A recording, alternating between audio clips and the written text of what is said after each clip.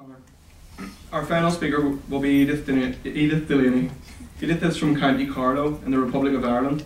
She is a student at Trinity College Dublin and will discuss her experiences of Northern Ireland from a southern perspective.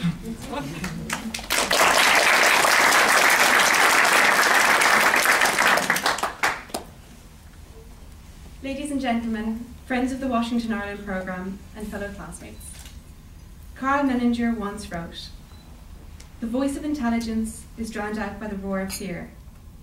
It is ignored by the voice of desire. It is contradicted by the voice of shame. It is biased by hate and extinguished by anger. But most of all, it is silenced by ignorance." As John has already said, my name is Edith Delaney, and I'm a law and business student at Trinity College Dublin. I grew up in the southeast in the county of Carlow. Growing up in the south, I lived my life almost totally unaware of the past and present situation in Northern Ireland. When I was told that I'd be speaking at today's luncheon, I wasn't quite sure what I was supposed to say. My personal experience and interaction with Northern Ireland has been somewhat limited, and I began to worry that I would have little to contribute. I was advised to approach it from a southern perspective. However, my initial reaction was that I hadn't yet formulated a perspective, at least not one complete or comprehensive enough to share with others. I began discussing this with my fellow classmates from the south, and the majority seemed to share a common experience. In short, inexperience is our only experience in our relationship in Northern Ireland. It is somewhat ironic to think that I headed an Amnesty International group which spoke out about conflict and discussed various international issues, yet was blind to a conflict that was but a few hours' drive from my hometown. While Northern Ireland was close in a geographical plane, it couldn't have been further or more removed from my mind or existence. My parents and those of their generation tiptoed around the subject and treated it as a taboo topic, and somehow their silence crossed the generational divide.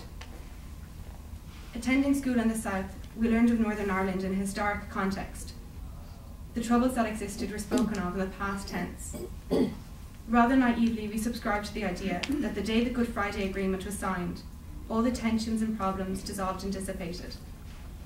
I genuinely believed that that day marked the end of an era. It was as if those signatures were the closing lines of a novel. However, I've come to learn that they were but the beginning of a new chapter. Up until last year, I'd never been further north than County Louth, and up until earlier this year, the Belfast interviews for the Washington Ireland programme, my parents hadn't visited Northern Ireland for over 30 years. It is strange when I think of it. I travelled to some of the most amazing places and been to far-off countries, but never ventured across the border. It was by no means a conscious avoidance. I had no prejudice or preconception that prevented me. It just never featured on the list of things to do.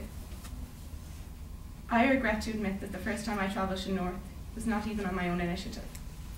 Last year, I was fortunate to participate in a youth leadership programme which required that I go to Belfast. On the bus stop, I shared how this was my first trip to the North, and instead of being met with surprise, I was greeted with similar stories. I remember sitting on a tour bus on what must definitely have been the coldest day of the year and chatting away to one of the other participants. While the topics discussed were many and varied, we centred on his experience in quest for a new identity in a new Northern Ireland. That leadership curriculum was a fantastic experience which broadened my mindset and perspective. However, it did not provide enough time to comprehensively address the questions and issues which had been raised. The doorstep to understanding and wisdom is the acknowledgement of our own lack of knowledge, our own ignorance, and to a certain extent, our own apathy. I left Northern Ireland that time with a newfound appreciation for the places, the people, their stories, and definitely their shops.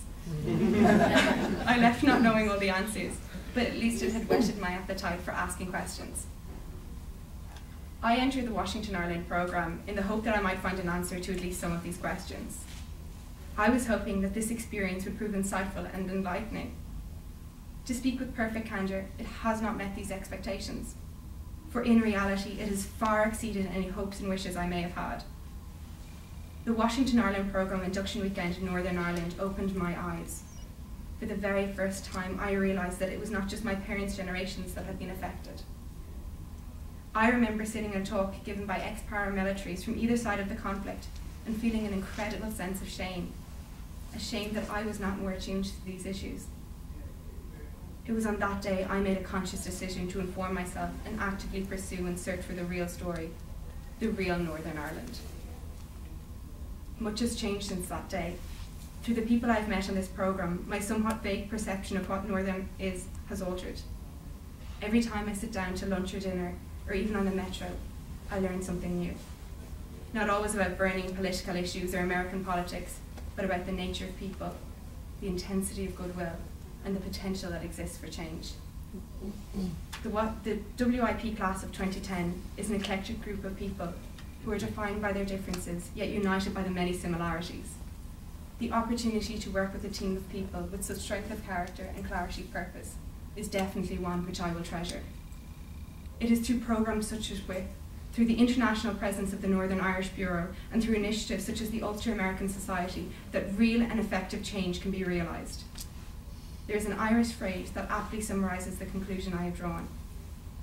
With the strength of many, much can be achieved. In Yarka Curla Kayla. Gurgan Lad.